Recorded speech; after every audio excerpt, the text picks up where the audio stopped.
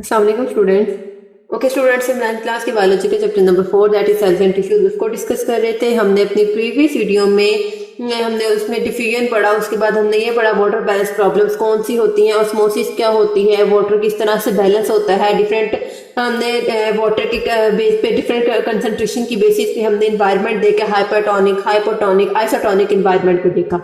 अगर आपने वो वीडियो नहीं देखी तो इस वीडियो का लिंक मैं ऊपर आई के बटन पे शो कर रही हूँ, वहां पे जाके इस वीडियो को देख सकते हैं।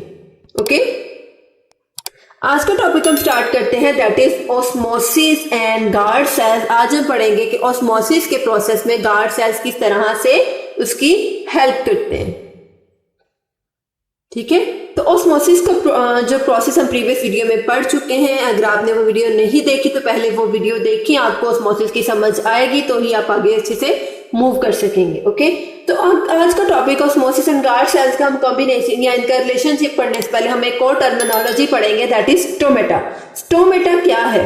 स्टोमेटा बेसिकली आप कह सकते हैं कि ओपनिंग्स है सेल की एपिडर्मिस पे, लीफ की एपिडर्मिस पे जो स्मॉल ओपनिंग्स होती हैं जो गैसेस के ट्रांसपोर्ट में या मिनरल्स के मटेरियल्स के ट्रांसपोर्ट में हेल्प करती हैं, उन्हें हम क्या कहते हैं?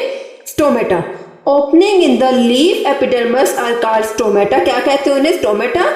They exchange gases and other important minerals from outside to inside and inside to outside of cell के सेल के अंदर से बाहर अगर कोई मटेरियल लेके जाना है या सेल के बाहर से उसके अंदर कोई मटेरियल या कोई गैस आनी है, ठीक है, तो ये सारा प्रोसेस किसके थ्रू होगा? स्टोमेटा के थ्रू। अभी किस तरह से वर्क करते हैं स्टोमेटा, कहाँ भी प्रेजेंट है, किस फॉर्म में प्रेजेंट है, हम ये देखते हैं। ओके, अगर हम प्लांट्स की बात करें तो प्लांट्स को दो तरह के एनवायरनमेंट को या दो तरह की कंडीशंस को फेस करना पड़ता है, दो तरह के टाइम साइकिल को फेस करना पड़ता है। सबसे पहले अगर हम इसमें देखें ड्यूरिंग डे टाइम, दिन के टाइम में क्या होता है, तो आप सबको पता है कि दिन के टाइम में कौन सा प्रोसेस हो रहा होता है? फोटोसिंथेसिस का प्रोसेस होता है। जब फोटोसिंथेसिस का प्रोसेस हो रहा है तो क्या होगा? वाटर के सेल में या लीफ के एपिडर्मिस में उसमें जो है वो ज्यादा कंसंट्रेशन होगी सल्यूट की एज कंपेयर टू सॉल्वेंट। ठीक है, क्या होगी? सल्यूट की कंसंट्रेशन ज्यादा होगी, सॉल्वेंट की कंसंट्रेशन कम होगी। सल्यूट हम यहाँ पे कौन सा ले रहे हैं? ग्लूकोज, जो कि फोटोसिंथेसिस का एक बाय प्रोडक्ट है। ठीक है, photosynthesis takes place during day time. Guard cells are making glucose and hypertonic. ठीक है, क्या है?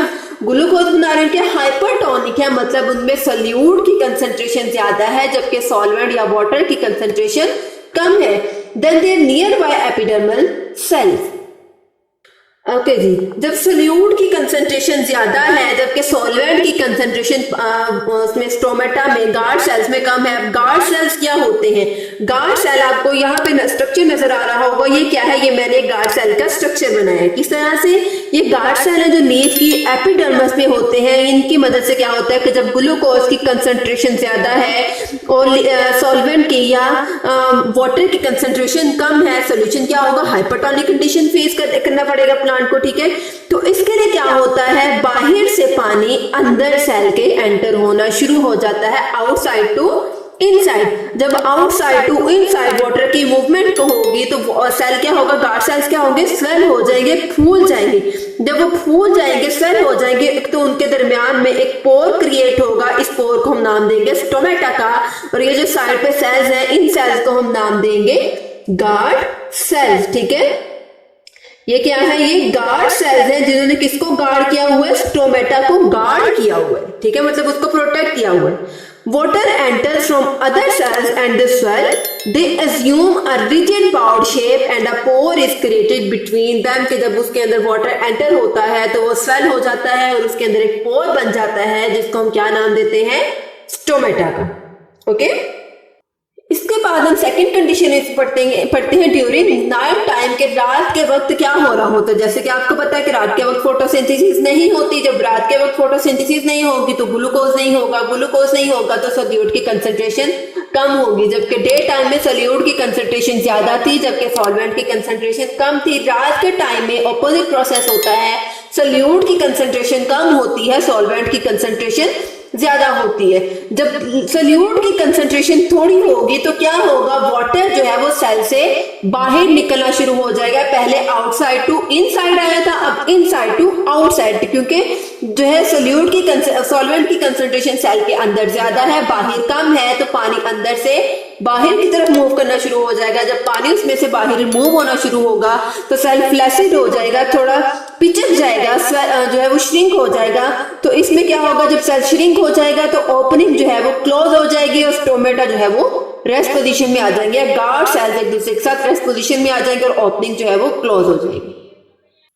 ओके जी, यहाँ तक हमने अपना टॉपिक कंप्लीट कर लिया, ऑस्मोसिस और गार्ड सेल का रिलेशनशिप। नेक्स्ट टॉपिक हम पढ़ते हैं, that is application of knowledge about semi permeable membrane. Semi permeable membranes क्या होती हैं, ये हमने अपनी प्लाज्मा मेम्ब्रेन वाली वीडियो में अच्छे से पढ़ा था। अगर आपने वो वीडियो नहीं देखी तो उस वीडियो का लिंक मैं ऊपर आई के बटन पे शो करिए, वहां पे जाकर वीडियो को देख सकते हैं। ओके, तो पढ़ेंगे कि सेमी परमेबल मेम्ब्रेन्स किस तरह से अप्लाई होती हैं या उनका कहाँ कहाँ यूज किया जाता है, किस किस काम में या किस प्रोसेस में वो हेल्प करती हैं एक सेल को। ठीक है, तो हम इसको स्टार्ट करते हैं। Semi permeable membrane is capable of separating substances. क्या करती हैं ये, सब्सटेंसेस को सेपरेट करती हैं। जो यूजफुल सब्सटेंसेस होती हैं उन्हें सेल के अंदर अलाउ करती हैं जाने के लिए, और जबकि अनयूजफुल होती है जिसको नहीं यूज किया जाता, ठीक है, वो उनको सेल के अंदर जाने नहीं देती। Artificially synthesized semi permeable membranes are used. पहला इसका यूज क्या है, for the separation of bacteria from viruses. किस तरह से बैक्टीरिया वायरस को सेपरेट करती हैं, क्योंकि जो बैक्टीरिया है उनका साइज लार्ज होता है as compare to viruses. Viruses का साइज स्मॉल होता है, तो बैक्टीरिया कोई भी सेल के अंदर ना जाए, प्लाज्मा मेम्ब्रेन में से के थ्रू सेल के अंदर ना जाए, तो इसको कौन सी चीज रोकती है, semi permeable membrane. Because bacteria can not cross a semi permeable membrane, क्योंकि बैक्टीरिया का साइज बहुत बड़ा होता है तो वो सेल को क्रॉस नहीं कर सकते, सेल मेम्ब्रेन को। सेकंड हम इसका एप्लीकेशन पढ़ेंगे। सेकंड यूज क्या है, in advance water treatment technologies membrane based filtration system are used to separate salts from water.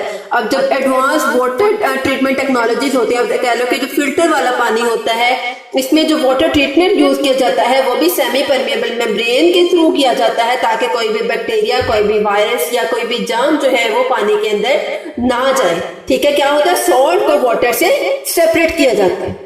Okay, इसके बाद हम इसमें एक हेडिंग पढ़ेंगे, डेफिनेशन पढ़ेंगे आज, जो आपको शॉर्ट क्वेश्चन भी आ सकता है, दैट इज रिवर्स ऑस्मोसिस। आपको इसमें डिफरेंस भी आ सकता है कि differentiate between osmosis and reverse osmosis. तो ऑस्मोसिस की डेफिनेशन हम पढ़ चुके हैं अपने पिछले वीडियो में।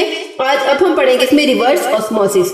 The process of removal of salt from water bye semi permeable membrane is called reverse osmosis. के सेमी परमेबल मेम्ब्रेन के थ्रू सॉल्ट को वाटर से सेपरेट करने का जो प्रोसेस होता है, इसको हम क्या कहते हैं, रिवर्स ऑस्मोसिस।